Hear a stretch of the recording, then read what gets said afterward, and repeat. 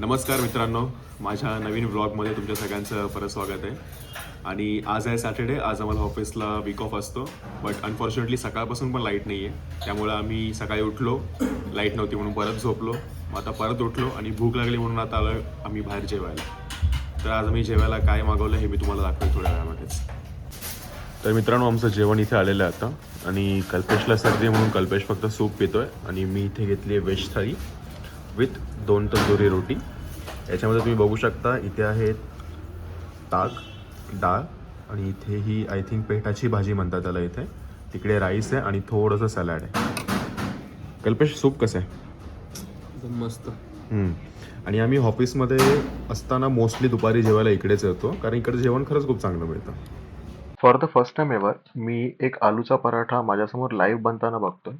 आणि हा जो पराठा अंकलने बनवला होता, त्या पराठ्याची स्पेशालिटी अशी होती की हा पराठा अंकलने बेक केला होता तंदूरमध्ये. आणि मी याच्या आधी तंदूरमध्ये बेक केलेला पराठा फक्त एकदाच खाल्ला होता, श्रीराम ढाब्यामध्ये असताना. बट खरं सांगायला गेलं तर तंदूरमध्ये बेक केलेल्या पराठ्यांची टेस्ट खूपच छान असते.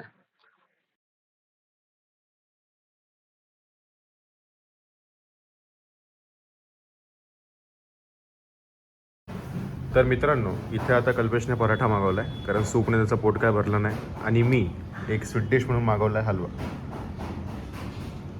तू खाणार हलवा? ठीक आहे, नको मी खाणार खातो. खाणार. ठीक आहे, मग मी खातो. खाणार.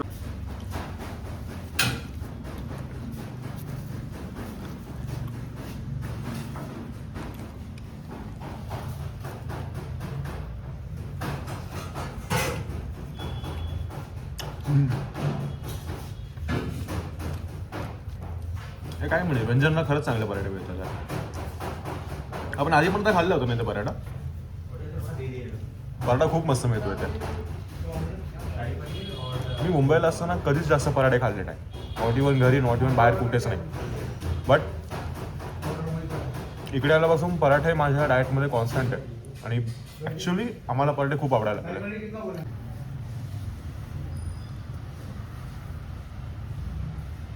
रोजच्या सारखा जसा बनतो तसाच आहे. एकदम मस्त. याच्यामध्ये ना एक क्रिस्पीनेस काहीतरी लागतो, तो खूप एकदम मस्त roasted वाटतो वाटतं, एकदम मस्त. हो, एकदम मस्त वाटतोय.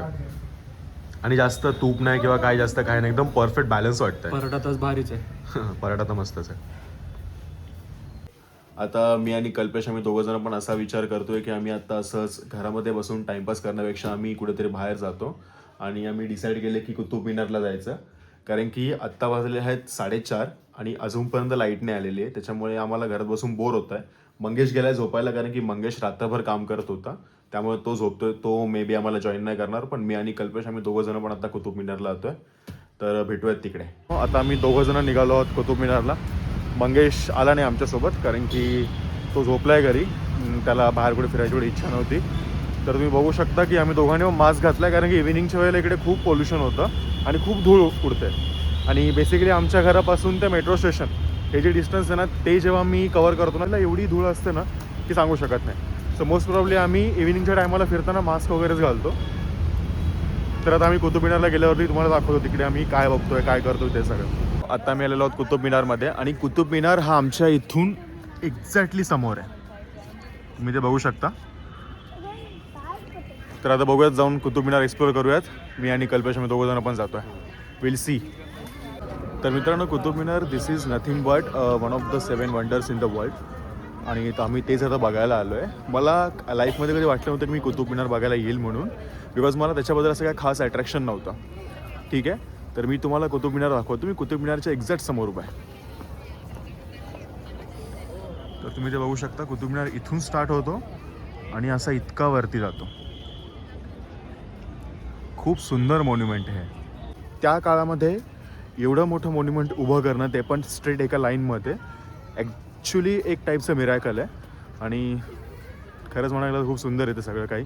इव्हन इकडचं जर तुम्ही स्ट्रक्चर बघितलं, हे structure plus same similar structure त्या साईडला पण आहे, आणि ते पण खूप छान वाटतं. तर हा कुतुब मिनारचा सगळ्यात जवळचा क्लोजअप आहे, जो मी तुम्हाला दाखवतो आहे.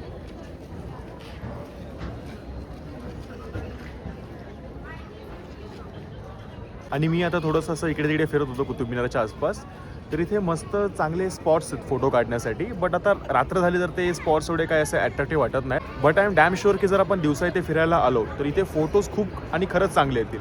तर आम्ही ट्राय करू की कधी दिवसा पण इथे परत येऊ आणि त्यावेळेला मी परत व्लॉग शूट करेन आणि तेव्हा चांगले चांगले फोटोज देखील काढेल इथे.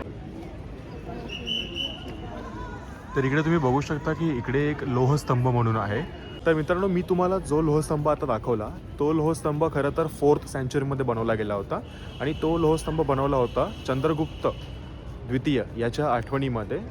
आणि त्याची पूर्ण जी निर्माण करण्याची पद्धती आहे त्याच्या अकॉर्डिंग असं गेस केलं जातं की तो 4th सेंचुरीमध्ये बनवला गेला आहे. आणि एक्झॅक्टली जिथे कुतुब मिनार आहे त्याच्या बरोबर अपोजिट डायरेक्शनला तो स्तंभ आहे.